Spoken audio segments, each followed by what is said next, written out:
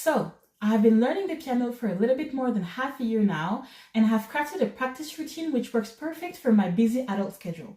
From practicing repertoire to learning how to sight read to improving technique, practicing improv, and even increasing one's knowledge into music theory, it looks like there's so many things to learn in order to be a proficient piano player. Today though, I'm going to show you the structure of my practice routine to make practicing as efficient and enjoyable as I can. I'm discussing with you the tools that I use, the practice techniques, and I'm also going to be sharing a few resources that you can leverage for your own practice routine. Let's get into it. First off, how do I structure my practice routine? So I have a habit of working for about an hour a day, more if I can, except on the days where I have my weekly piano lesson. My practice regimen goes as follows. I do 10 minutes of sight reading, 15 minutes of technical work, and at least 30 minutes are dedicated to repertoire. I do like to slide in a few pauses in between to refresh my brain and make me more alert to what I'm learning. Now, let's just go into detail for each category. For sight reading, it's pretty straightforward. I have a book and I just go through the different exercises as I go. Since I'm still a baby pianist, the goal is not so much to have everything note perfect, but rather to build good, strong sight reading habits. For example, analyzing the little bit of score that I have in front of me before playing it, or reading ahead. All those are good habits to build and will help me to be a stronger sight reader in the long term.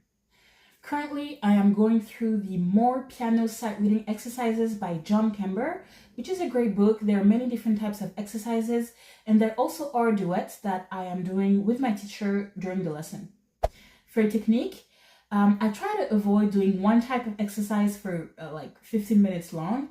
I think that doing Hanon exercises for 15 minutes at a time might be a little bit of a bore. So rather, at any given time, I usually have two different materials that I have in order to improve my technique, and I will dedicate maybe 10 minutes on one and then 5 minutes on the other. My technical exercises are assigned to me by my teacher, and they also fit the needs of the current repertoire which I'm trying to learn. So technical wise, I'm currently going through the PAPP Attila book, and also I am going through the Hanon exercises, but the piano adventure version. All the links will be in the description. When it comes to repertoire, first I choose my pieces based on what I find online or what my teacher recommends to me. If you are struggling to find pieces, I do recommend the website pianosyllabus.com. It has all of the pieces which are used for the grading systems such as RCM or ABRSM, sorry. And it's quite a great resource in order to find pieces that are at your current level. Also, my teacher recommends to me quite a few pieces. Currently, I'm learning a German dance, and she has recommended to me. Now, the method that I use for practicing is called the interleaved practice method. It's a method that was recommended to me by my teacher and also a podcaster called Noah Kageyama, who has a wonderful podcast for musicians called The Bulletproof Musician, talks about it extensively in one of his episodes, which I'm going to link in the description. Interleaved practice method is when you switch between different sections of a piece or several pieces during your practice session, instead of just practicing one section for a long amount of time. So for instance, you might spend 5 minutes on an intro section, 5 minutes on a tricky section, and then 5 minutes on a different piece altogether. And then you repeat those 15 minutes 1 time, 2 times, 3 times, depending on your needs and the amount of time that you have in front of you. I find this method absolutely revolutionary for practicing piano or any instrument. First off, it allows my brain to focus on a single section for 5 minutes at a time, and it doesn't allow me to just let my mind wander because I always have to switch between different sections.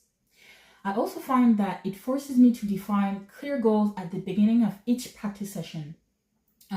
With this method, you have to define 3 different sections that you want to work on, and you can very efficiently track your progress practice session by practice session thanks to it, instead of just diving into your score and just hoping for the best when it comes to progressing and making your piece just more beautiful, more musical. So yeah, I really like this method. I'm still a baby pianist, but I have seen quite a bit of growth thanks to this method. It really allows me to distill every single minute of practicing into progress, and I really recommend that you check it out if it interests you. You know, we're all humans. There's some days where we don't feel like sitting down and going through a rigorous practice routine or sitting down for an hour. And those are the blessed days where I just kind of wing it. There are some days where I don't have the energy to go through my whole practice routine, so I will ditch the technical exercises and the sight reading. And there are some days where I will not feel like sitting down and learning about classical repertoire. So I will ditch the whole routine altogether and I will dive into something more in the realm of improv or ear training. For improv, I personally really like blues music. So I have learned a few chord progressions that I do on my left hand, and then my right hand does whatever it wants to do. It never really sounds good, but it's always a lot of fun. So I do recommend you check out different types of music, or getting to, you know, just vibing with your piano and with your instrument. And then something else that I like to do sometimes is to listen, like I have a song in my head, or I like to listen to a song and then try to play at least the melody line or the bass on my piano and try to decipher the notes. It's always a very tricky thing to do for me, but again, it's always a lot of fun, and it allows me to get out of the structure of the, you know, classical practice routine, and it also allows me to strengthen other areas of my learning, which are very important. Just a quick note on music theory. I do have a book called La théorie de la musique, which is in French, and it's quite popular in French conservatories, but you can find any beginner music theory book, you know, in your language. Or there are quite a few YouTube videos or websites that allow you to learn about music theory. The website musictheory.net is quite amazing because you have everything at the touch of your finger, and yeah, you can just take it at your own pace. So definitely check it out. What are the tools that I use in order to learn the piano as efficiently as I can? First and foremost, I have to talk about my Samsung tablet. It is the Galaxy Tab S8 Plus. It is about 13 inches or a little bit smaller than a sheet of paper. It has been my assistant throughout this whole journey, and even for everything else. I absolutely love it. It allows me to have a whole bunch of apps that I can use and that I can leverage for my learning. And I also have all of my sheet music in there. It's very easy to annotate. I 100% recommend this tablet along with the pen.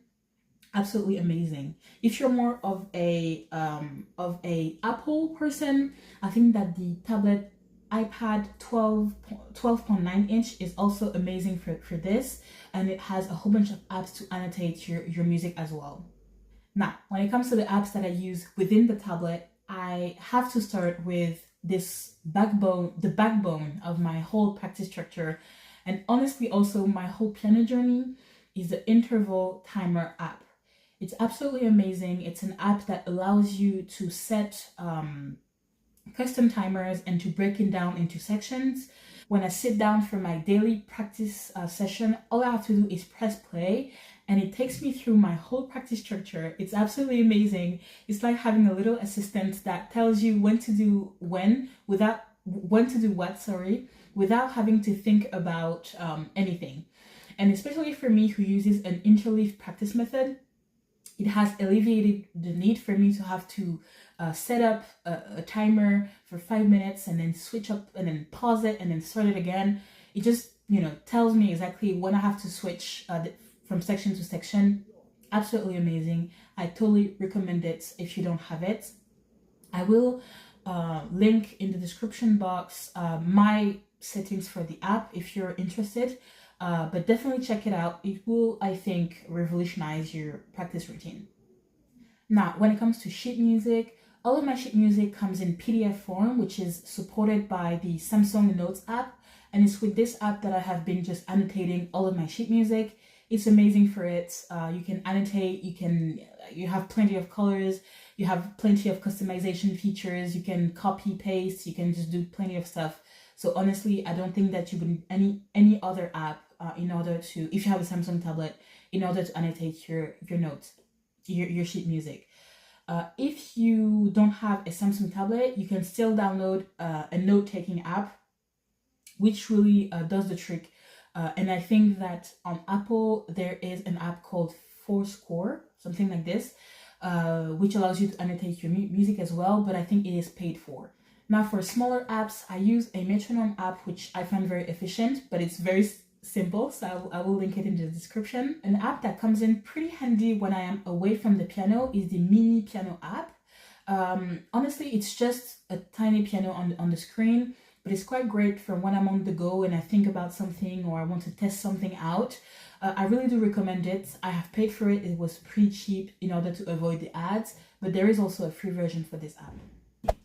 Now, before I end the video and we have to leave each other, I want to share a few practice tips which have helped me as an adult beginner. The first tip is to go and to listen to the podcast Bulletproof Musician by Noah Kagayama. I have talked about this in this video, but I cannot recommend enough his podcast. He has so many tips and resources for practicing music, for practicing your instrument, and it is also highly motivational. There are some times when I haven't felt like practicing at all, but just listening to a few of his tips with his soothing voice has allowed me to just get up, set up my piano and just go practice. Now for the second tip, I'm sure you know it, but it bears repeating.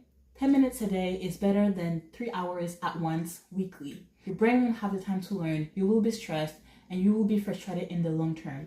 So sit down for 10 minutes. Probably you will be able to coerce yourself or trick yourself into sitting down for a little bit more. Third tip, please, if you have the occasion to, play in front of people.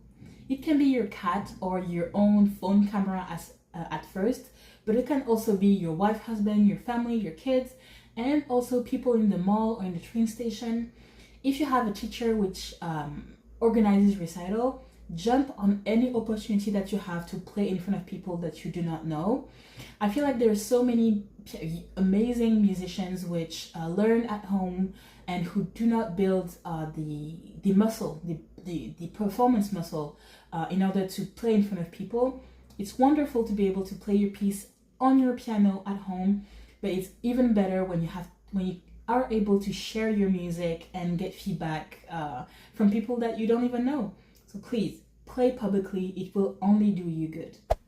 Fourth tip, do not forget to play the piano. Don't just practice the piano.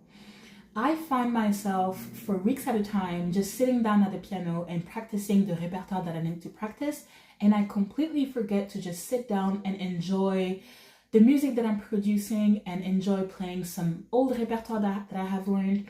Just, vibing with the instrument and not just having to force your muscle memory to learn some new stuff.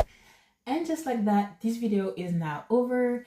Thank you so much for clicking on this video and listening to the end. I hope you found quite a few useful tips in order to enhance your piano practice and piano playing experience. Leave your comments, remarks, or questions below. I will be very happy to see those. And do not forget to check out the description box to find all of the resources that I have cited all throughout this video. Thank you and have a great day. Bye-bye.